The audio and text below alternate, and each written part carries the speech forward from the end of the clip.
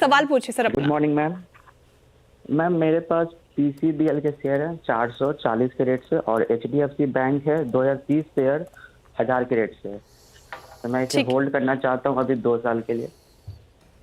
ठीक है, 2 साल के लिए दोनों ही स्टॉक्स को फिलहाल ये होल्ड करके चलना चाह रहे हैं। पीसीबीएल से शुरुआत करती हूँ सर मैं आपके सवाल का। 400 की बाइंग है इनकी, 408 पे अभी कारोबार कर रहा है, प्रॉफिट में है फिलहाल। लेकिन सर आशीष जी कैसे लग रहे हैं चार्ट्स? यहाँ पे तो तेजी देखने को मिल रही है, प्रॉफिट में भी है और केमिकल सेक्टर में ही देखें आप तो अच्छी तेजी। हालांकि 1 महीने में थोड़ी करेक्शन दिखाई है इस पर्टिकुलर काउंटर ने, क्या करना चाहिए इसमें? जी, फिलिप्स कार्बन का चार्ट स्ट्रक्चर अच्छा बना हुआ है। स्टॉक ने एक अच्छा बेस बनाया है 200 एमआ पे और अब वापस अप मूव दिखा रहा है। हमें लग रहा है वेल प्लेस्ड है ये स्टॉक शॉर्ट टर्म में 470 तक का भी जोन दिखाने के लिए। तो यहाँ से हम अनदर 60 रुपीज का मूव एंटिसिपेट कर रहे हैं स्टॉक में। तो होल्ड करने की सलाह रहेगी। इन्हें जो स्टॉप लॉस मेंटेन करना चाहिए वो 390 के करीब का एक एसएल मेंटेन करे। दूसरा जो स्टॉक इन्होंने बताया एचडीएफसी बैंक।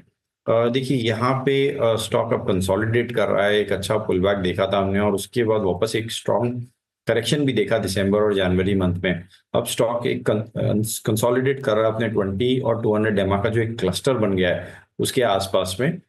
यहाँ पे बने रहने की सलाह है। 1750 तक के टारगेट्स हम एंटिसिपेट कर रहे हैं एचडीएफसी बैंक में। जो स्टॉप लॉस इन्हें मेंटेन करना चाहिए 1650 का एक एसएल मेंटेन करें। 1650 का एसएल तो मेंटेन कर रहे हैं आशीष जी, लेकिन जिस तरीके से ये प्रॉफिट में बैठे हैं और एचडीएफसी में इनकी 1000 की खरीद थी, तो क्या एवरेजिंग की भी सलाह होगी इस पर्टिकुलर काउंटर में? नहीं, एवरेजिंग श्रेया जी एचडीएफसी में नहीं खरीदने की सलाह रहेगी। अगर इन्हें पोजीशन बनानी है तो शायद इंडसइंड बैंक वेल प्लेस्ड है इस लेवल पे और रिस्क रिवॉर्ड काफी फेवरेबल है, तो यहाँ पे पोजीशन बनाई जा सकती है। या पीएसयूज में एसबीआई में खरीदारी की सलाह रहेगी।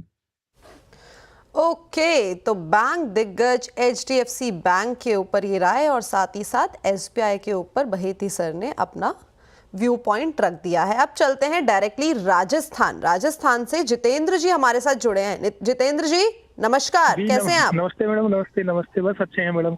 मैडम ये मैंने आईआरएससी के 2000 शेयर ले रखे हैं मैंने और लॉन्ग टर्म के लिए था। तो अभी इसके लिए क्या किया जाए बताइए थोड़ा। ओके, आईआरएफसी बजट से थोड़ा सा डिसअपॉइंट तो ये हुआ था। आईआरएफसी नहीं बल्कि अगर देखें तो IRFC, RVNL, IRCON international, rights ने पिछले 2 दिन में अपना करीब 40,000 करोड़ का मार्केट कैपिटलाइजेशन गवाता हुआ देखा है। मेजर सेल ऑफ हमें देखने को मिला था बजट के दिन और साथ में उसके बाद भी ये जो डाउनसाइड की रैली है हमें देखने को मिली थी। और आईआरएफसी की अगर पर्टिकुलरली बात करी जाए तो यहाँ पे भी हमें करीबन 20,000 करोड़ का एक मेजर सेल ऑफ इसका मार्केट कैपिटलाइजेशन से जाता हुआ दिखाई दिया था, क्योंकि कोई ऐसी डायनेमिक अनाउंसमेंट आई नहीं। तो बहेती सर क्या करना चाहिए? आज भी अपर लेवल से कहीं ना कहीं करेक्ट हो गया है।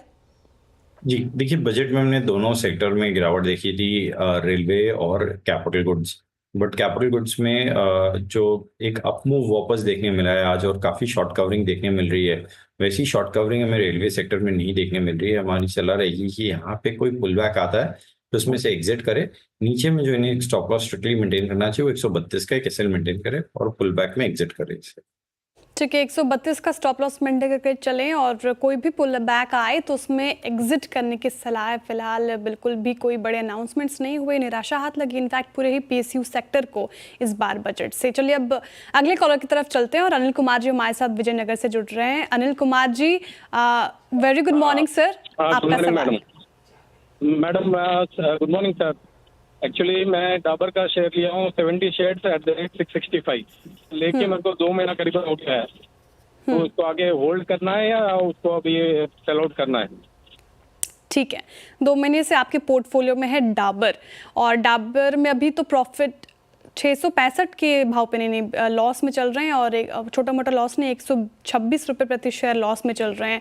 और डाबर के नतीजों की बात करें तो काफ़ी ठंडा है रहा था इसका Q3 नतीजा भी। लेकिन सर जिस तरीके से कंजप्शन अब बढ़ेगा और पर्सनल टैक्स में जो कटौती हुई है उसको देख के क्या लग रहा है सर, डाबर भी फिलहाल होल्ड है? चार्ट्स का इंडिकेट कर रहे, स्ट्रॉन्ग नजर आ रहे हैं क्या आपको?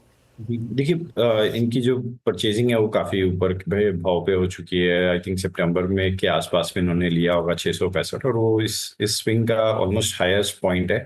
और वहां से हमने देखा एफएमसीजी में 2 क्वार्टर से नंबर्स खराब आ रहे थे और कंटिन्यूसली गिरावट देखने मिल रही थी। बट जिस हिसाब से एक मोमेंटम या एक सेंटिमेंट चेंज हुआ है पोस्ट बजट, सारे कंजम्पशन स्टॉक में एक अच्छा मूव देखने मिल रहा है। हमारी सलाह यहाँ इनके लिए ये रहेगी कि सिंस ये ऑलरेडी 20% से ज्यादा इनकी गिरावट हो चुकी है स्टॉक में। यहाँ पे अगर ये थोड़ा सा ऐड ऑन कर सकते हैं इस पोजीशन में, तो यहाँ पे ऐड ऑन कर लीजिए। एक अच्छी क्वालिटी, एक अच्छी पेडिग्री के स्टॉक में ही हमेशा ऐड ऑन करने की सलाह रहती है।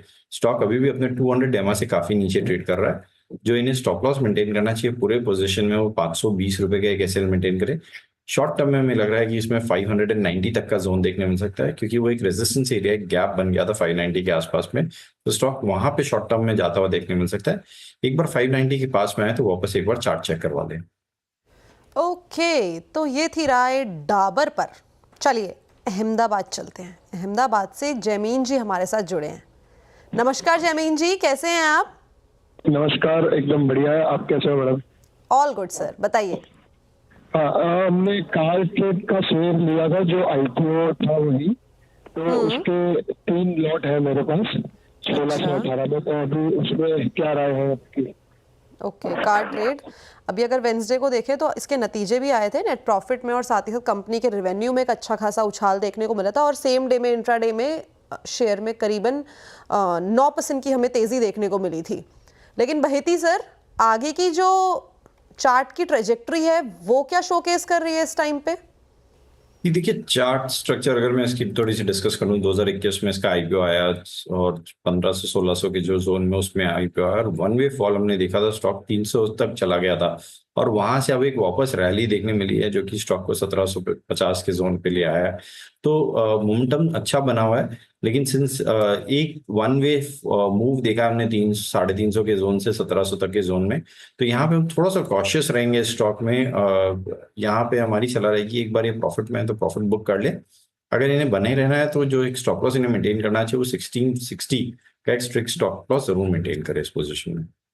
1660 का स्टॉप लॉस मेंटेन करके चलना है फिलहाल, और थोड़ा प्रॉफिट बुकिंग करने की सलाह है। ठीक है, तो ये हिदायत